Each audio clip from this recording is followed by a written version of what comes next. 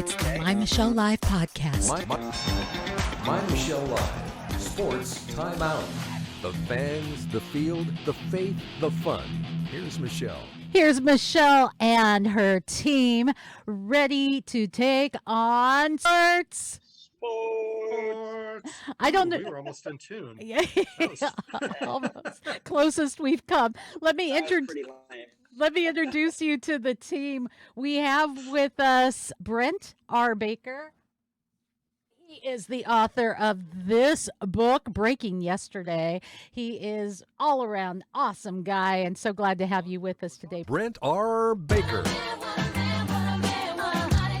We have with us pastor and chaplain, and his photo is sideways. So if you're listening, you're okay. If you're, there he is, Garrick Payne. Get ready to get...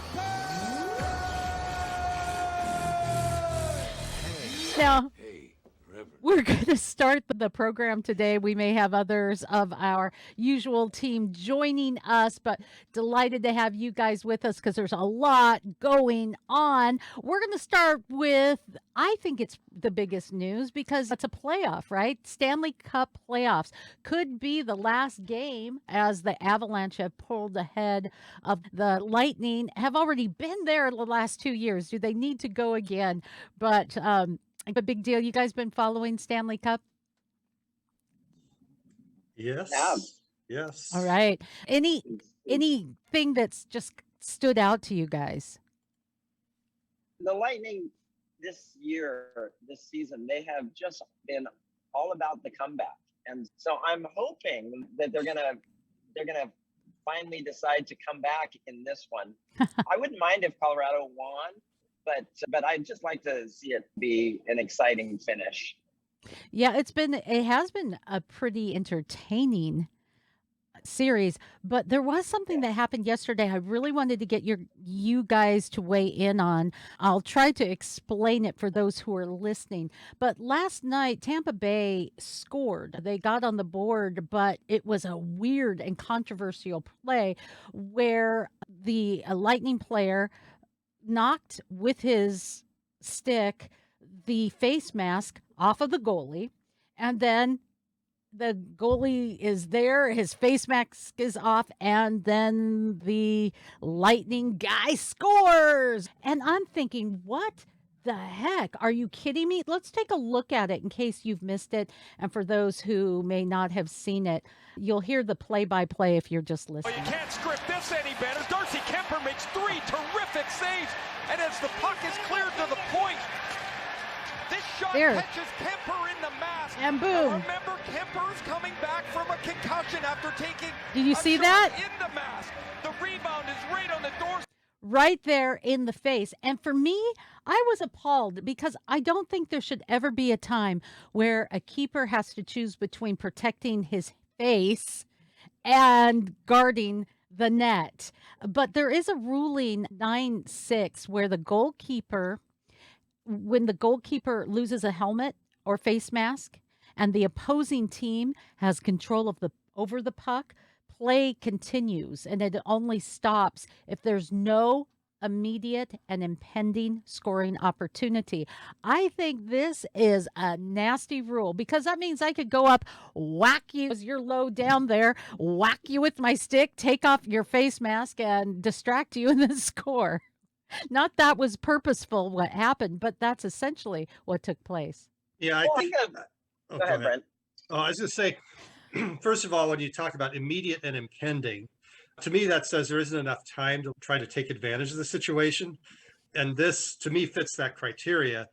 So I don't have a problem with the goal as the rule is written. Now, maybe the rule needs to be amended so as soon as it comes off, play automatically stops. That might be and I think that's where it should be. If a face mask comes off, blow the whistle, it's done, it's dead. As soon as that, and that's what to me, what the determining factor should be. When that face mask comes off, that's when play should stop. Boom. Because we need to, for crying out loud, nobody has teeth in the NHL anyway. Could we just protect a few of what's left? Does it make? You're speaking like a Colorado Avalanche fan here, Michelle.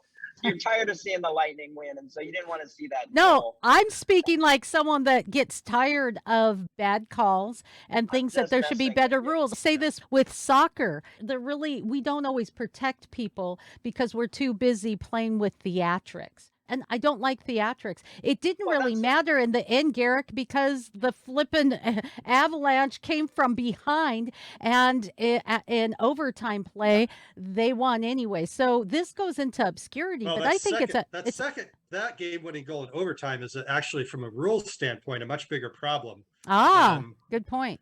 than the one that scored with the guy's mask off. Yeah, for those who don't Because- know, talk about it. So in hockey, and this is one of the things that's easy to miss on TV, that's a lot easier to see when you see a game live. Substitutions happen during the course of live play. And there are rules about how that has to happen. And basically, guys come over the wall onto the ice at the same time that their teammates are coming off the ice and going on. And I can't remember exactly what the time frame is, but it's brief, where you might have say one guy on the ice and one guy coming off the ice at the same time. So what happened on the game-winning goal was that Colorado actually had an extra man on the ice still, because one of the substitutions, the guy came onto the ice like 5 seconds before the guy he was subbing for came off. And I think it's like a 1 second grace period. And so it was well way outside of what the rules call for. Unfortunately, even though there's a lot of things that are reviewable in the NHL, that is not a reviewable situation as far as instant replay goes. So even though the goal should not have counted by the rules, because it's not a reviewable situation, it did, and it was sudden death overtime, so it ended the game. So you had the goal scoring and a bunch of people standing around wondering what happened before, like, the celebration started. Yeah. So, And both of those instances and to get- me and get- show that even in the high level of play with the NHL, there are some things that maybe still need some tweaking, even though it's been going on for quite some time, the Stanley Cup. Go ahead, Garrick. Well, the whole thing of replay changes the game pretty significantly in terms of officiating. And I think in so many ways, it's changed things for the better in terms of things that are reviewable.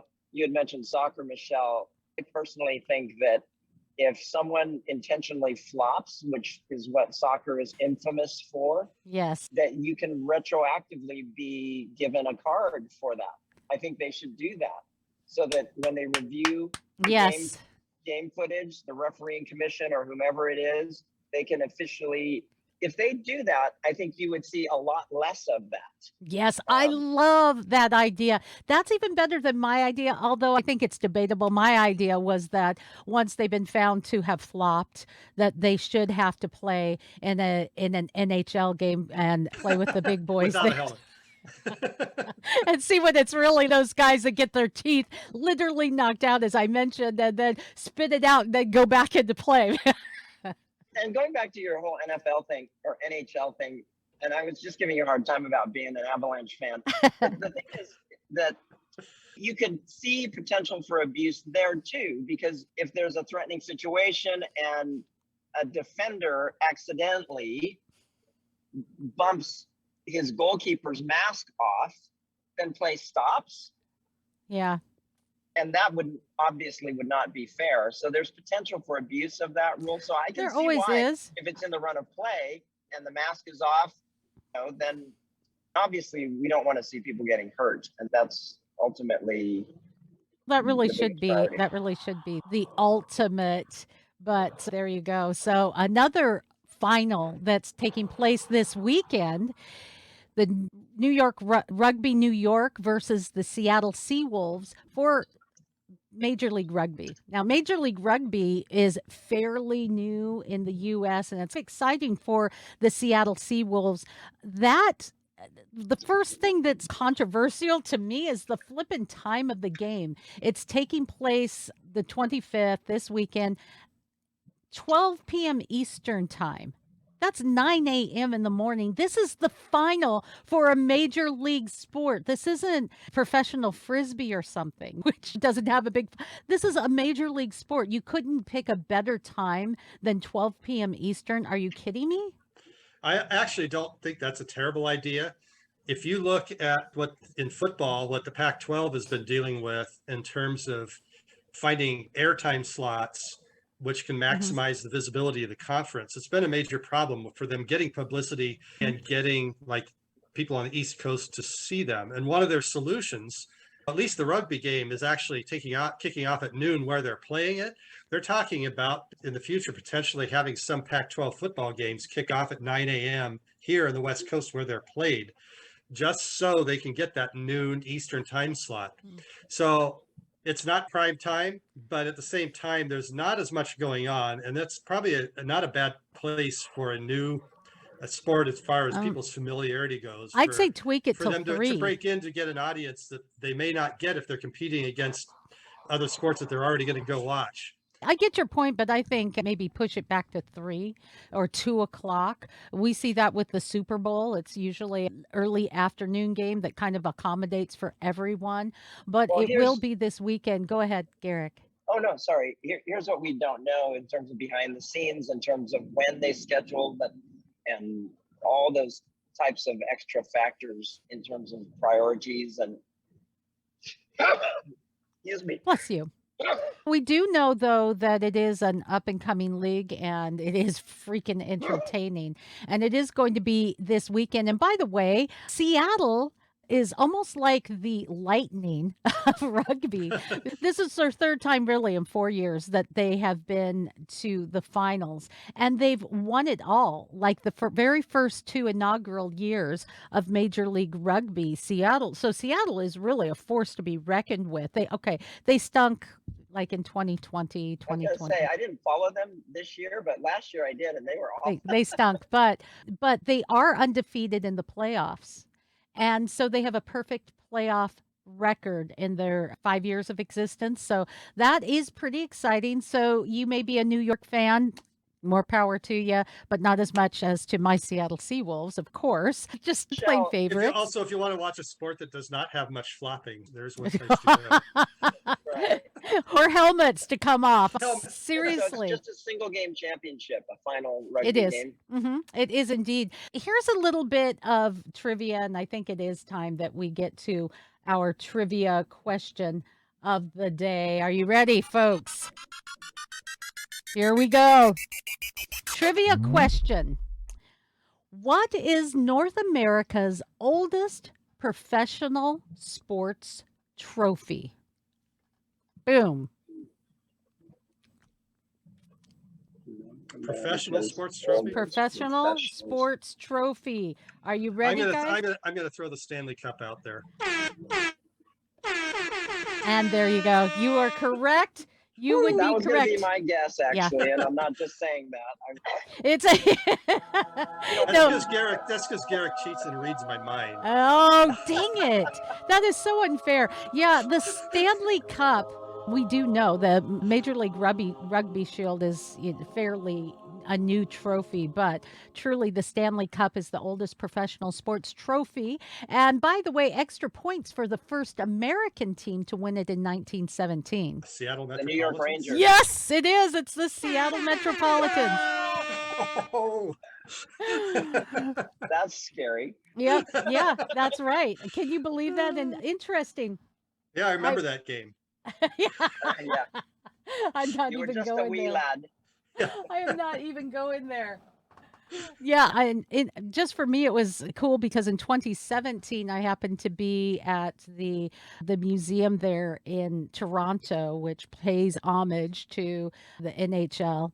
And I got to see the trophy and some of the paraphernalia from Seattle Metropolitans. And why is that cool? Because it was in 2017, while I was at the museum, that the big announcement was made that Seattle would have an expansion team, which has now become not so great of a team yet, the Seattle Kraken.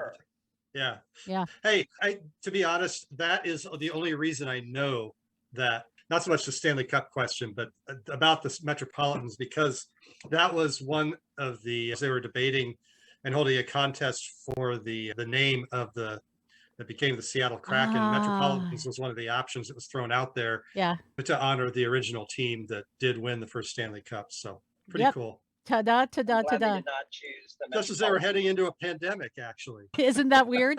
Think about how history repeats itself. Seriously. So, I think they could have done better with naming the stadium, but I like the name of the team. yeah.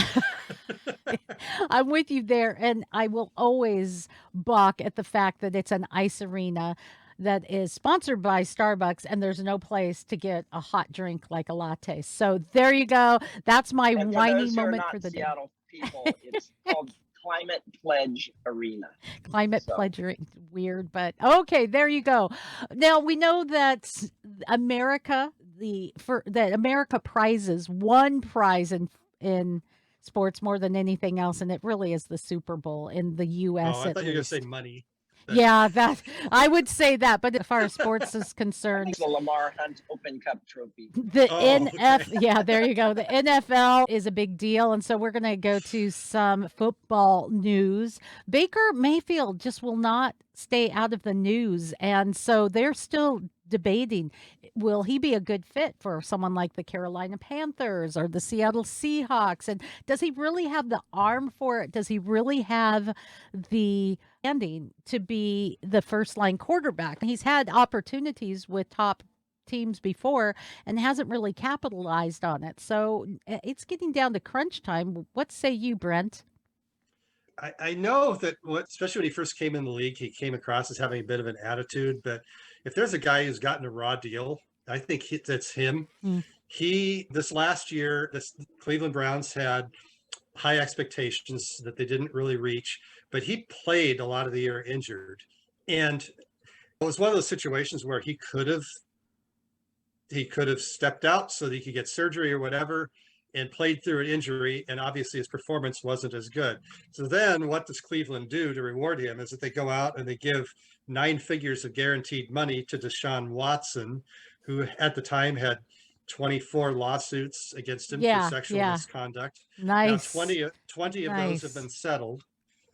4 of them probably are going to go to the distance and go into court.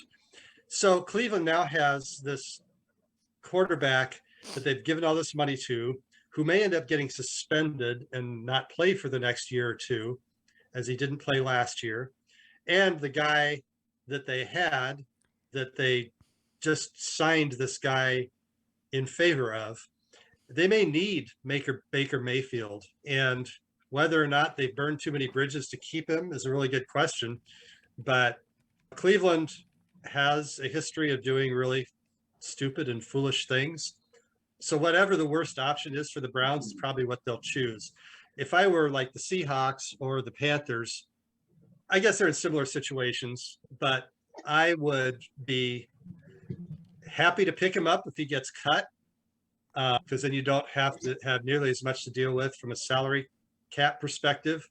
I would not trade a lot for him because you're in a rebuilding mode, and what you really need is to find a quarterback that you can build a team around. And I think there's enough questions around Baker Mayfield that you don't necessarily want to give up a lot of resources or invest a lot in him with a young team at this point. Yeah.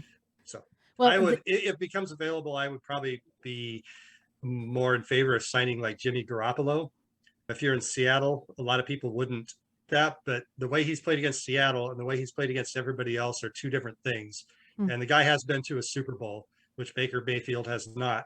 That could be an option too. Good thinking. I appreciate that. As you mentioned a suspension, there's another NHL or NFL suspension. New Orleans Saint running back Alvin Kamara, he might be facing a notable suspension. It was involving an incident in a Las Vegas nightclub during the Pro Bowl weekend. He was punching an unconscious man in the face, basically. It's, oh, great. That's really classy. Nice.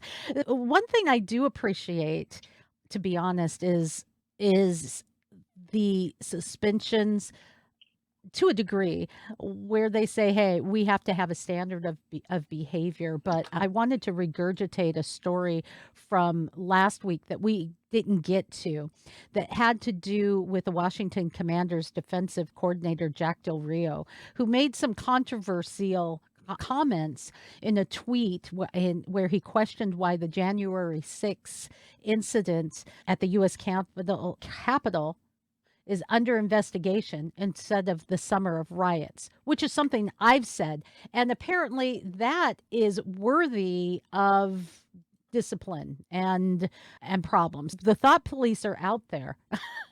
And I find this kind of hypocritical. What do you guys think? Again, it's the same thing that I'm always beating the drum for is consistency, right? If you're going to go after one thing, go after all things. If you're going to ban one type of flag, you ban all flags. If you're going to, so whatever the situation is, you want to be consistent. Now, we know that just isn't probably ever going to happen because of the world that we live in. And so it's frustrating because it's once again politics getting into sports. That for me is the problem. Politics getting into sports. I just want to go and watch. I don't know what you mean by the flag thing, but I don't want them to say, okay, we can't have an Antifa flags. Confederate flag. Okay. Yeah. But we have the American flag, and do we have to have an Antifa flag? Do we even have to have a Confederate flag? Keep it at home. That's not what this is about. It's about sports. What about the American flag? And what about someone having an opinion? We have lived under the kneel at the national anthem and pig socks, policeman pig socks before, and that didn't get much more than a lot of media coverage and a congratulations. So that's the part that I find hypocritical. Brent? Well, that's what I mean. Oh, go ahead. Go ahead. Okay. Go ahead, Brent. Okay. No, I hear you. I hear you. And I think I'd make the point here that Jack Del Rio, I didn't agree with the tone of his comments, but Jack Del Rio also did not. He posted that on his personal Twitter. And yes, there are things that you do in your personal life that, like, say Deshaun Watson or Alvin Kamara here, that you don't want to have representing who you are as an organization. But at the same time, to express an opinion on your personal account and time, I think is different. And if we start, when you have organizations policing what opinions are acceptable and which opinions are not, thank you, then you have a big problem. It's not a First Amendment violation because as a private organization, they can do that. But it definitely violates the spirit of the First Amendment, which is one of the bases of what our country is supposed to be about. Exactly. Yeah. Thank you. And if they get into policing, we'll just defund them. Boom, drop the mic. Thank you very much. Thank you very much. That's what literally people are saying, though. Vote with your dollars, right? And that's why so many people have switched off the NFL. Is because it's become too political. And so they did, in a sense, defund them.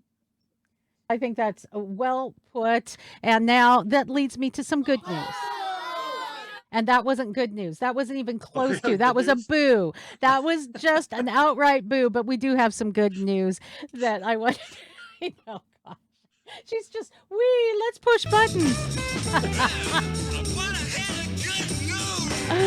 We have some good news in sports. Yeah, that was some sad, awful ugliness of politics that seems to seep in everywhere. But the good news happens to come from not one of my favorite teams. Sorry, Raiders fans. But the Raiders did something pretty spectacular. They donated $1 million to the Uvalde schools to help shore up their security. And I thought, that's putting your money where your mouth is. Good for you. That's doing something, making a difference. So there you go. Some good news, guys. Yay. Yes, indeed. Okay, good. We all agree. Good news. If we agree, what do we have to talk about? Well, really nothing, but it's just like, how often do we hear good news? Let's just relish in it for a minute. Okay. How often do we agree on something? We'll get back to some sad news, and this is sad. A Baltimore Ravens linebacker, Jalen Ferguson, died. We don't know why. They said it's natural causes. The guy was 26 years old and in the height of his physical fitness. And there seems to be a lot of dropping dead in sports. A former Purdue star this week, Caleb Swanigan, died at the age of 25. And they're calling this sudden adult death syndrome. You may have heard of SID, sudden infant death syndrome. Sudden adult death syndrome has been on the upswing since especially the late 2020, 2021. And from December 2020 to November of 2021, 183 athletes and coaches have suddenly collapsed. 108 have died. And in most cases, the causes were related to myocardosis, pericardosis, and the second most prevalent cause being blood clots. There's been a fivefold increase in sudden cardiac and unexplained deaths among FIFA athletes in 2021. This is huge, but this may be the only sports show that's talking about it. What the heck? I'll just open because I don't have quite as much to say as probably Garrick on this. But first of all, I think you got to really feel for everyone involved with the Baltimore Ravens, the loss of this kid, and also Tony Siragusa, yes, who was 55, and he passed away this week too. I don't know what the cause of that was, but he was part of their Super Bowl winning team. He was a well-known NFL commentator for several years. And from all accounts, it's a really big personality too. So that was like two completely unrelated deaths in the same week that are going to impact that organization pretty profoundly. So that's very sad. Yeah, as far as what's going on with this, as you were calling it, sudden adult death syndrome, I don't know enough. I'm not going to claim to have any knowledge of what might be behind this. But what bothers me is when it doesn't sound like there's a whole lot of people interested in really diving into what's going on and why this is happening. That often happens when there's money or interest involved in something that maybe someone does know, but maybe that's my latent conspiracy theorist at work here. But it's definitely concerning, and it's something that needs to be examined closely and studied. And science being science, you go where the data leads you, as opposed to trying to shape the conclusion that you want to get beforehand. Oh, no, that's the way science used to be. That's my hope. It's not my expectation. Right? Garrick. No, I think, again, we don't know. There's still evidence coming out, but it is quite concerning and quite alarming. As a competitive athlete myself, still at the ripe young age of 58, I think it's worth noting in terms of these situations that are happening in unprecedented numbers. And it's the big elephant in the room that, as you said, Michelle, nobody is talking about. And it's just coincidence, another coincidence. And so we'll see. Yeah, maybe a dozen. Continue to tell.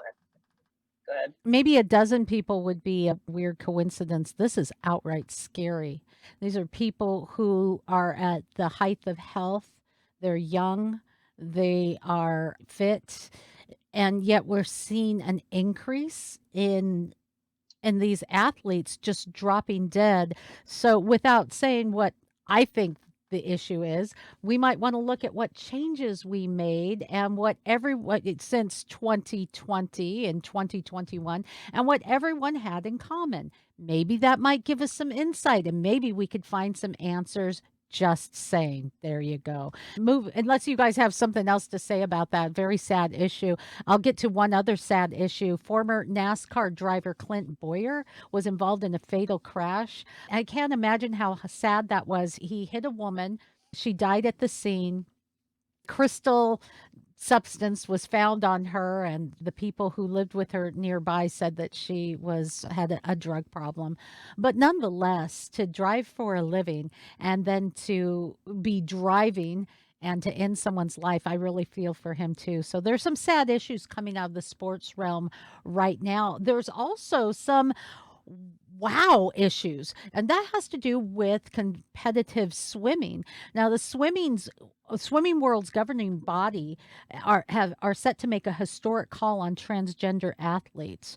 What they're looking at doing is saying that, look, if you are going to compete as a woman, you would have had to not have gone through puberty as a male. So if you've gone through puberty as a male, you shouldn't be able to compete in women's sports. It's a start. The big concern, though, that some have noticed is, will that just make parents push transitioning and cutting things off, and hormones served kids earlier happen?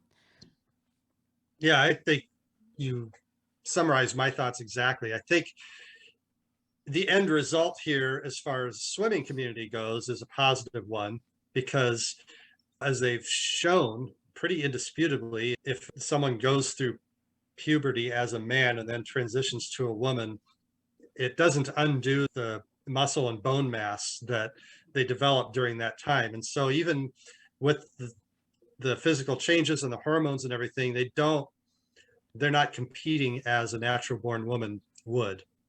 So from that, just that part of it, it makes sense. But exactly what you said, I just don't see a justification for having these changes made to someone's body when they're a kid.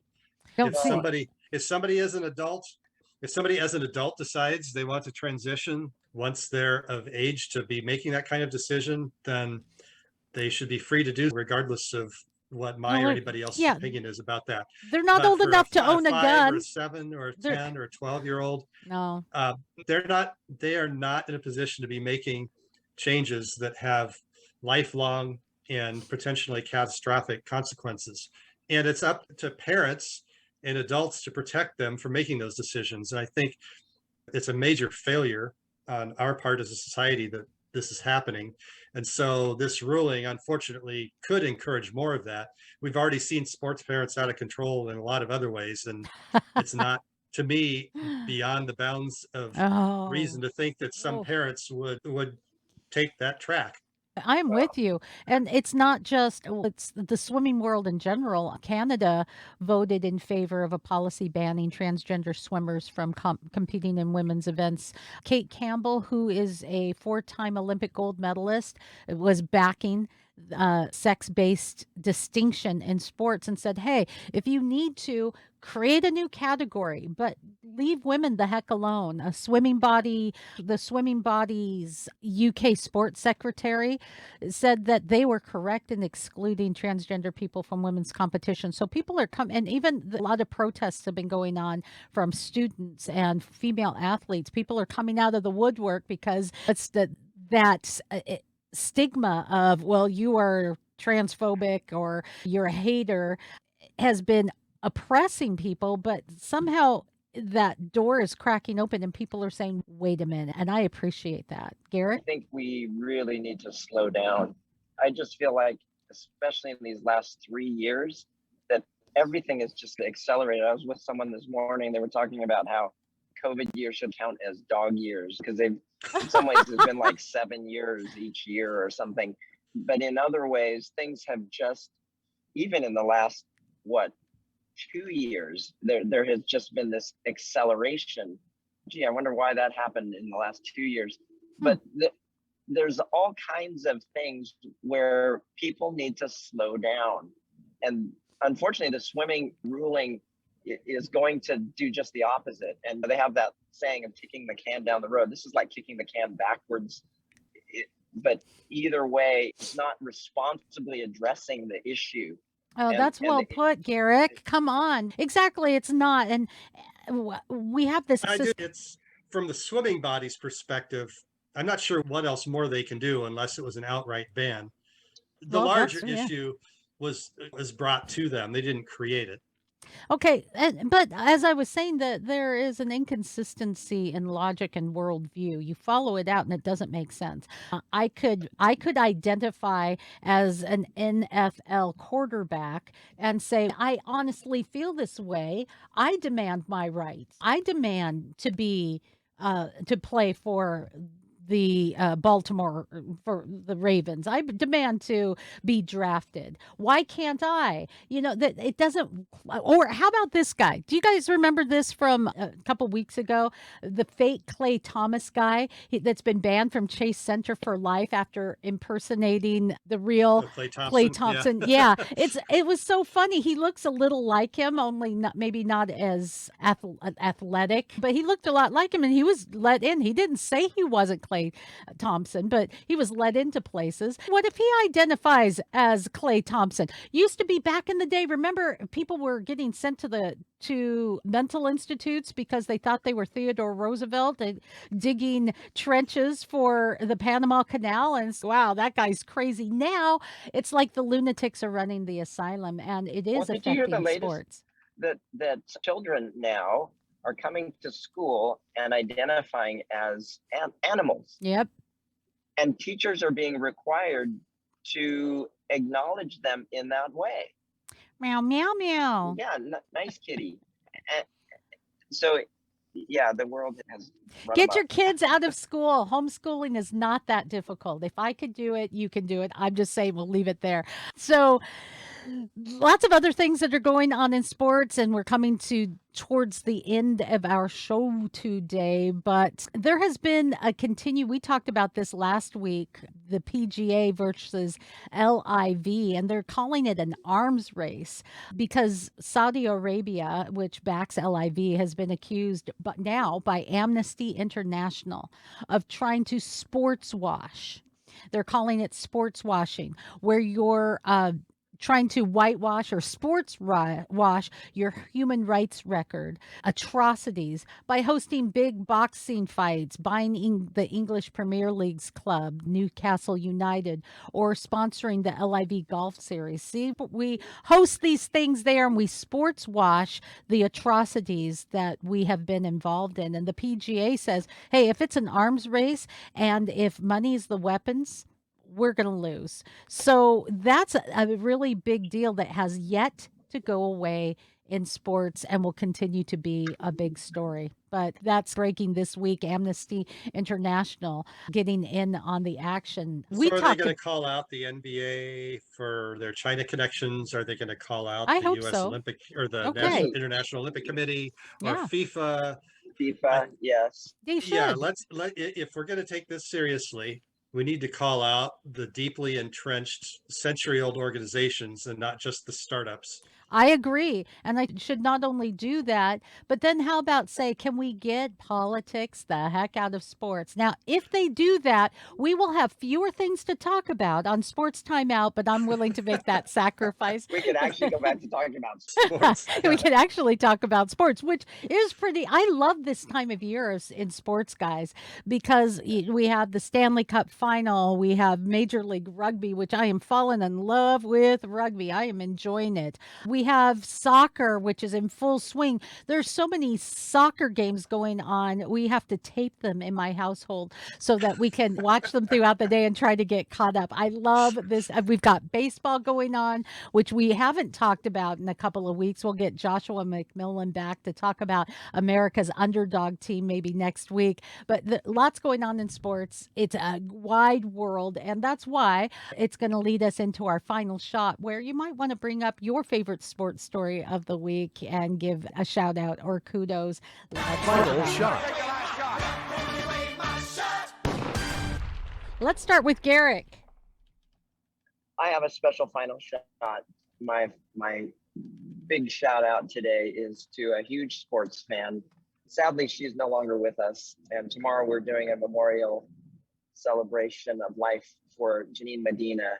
She was the wife of a dear soccer buddy of mine, and she used to be out there all the time watching games, going to tournaments, supporting her kids.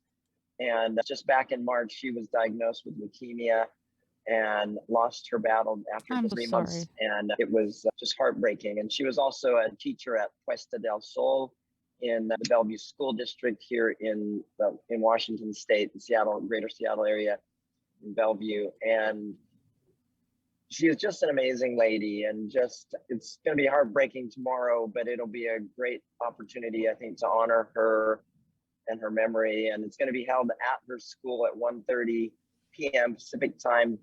It's also on Vimeo, will be live streamed as well. So my final shot, a heartfelt final shot to Janine Medina.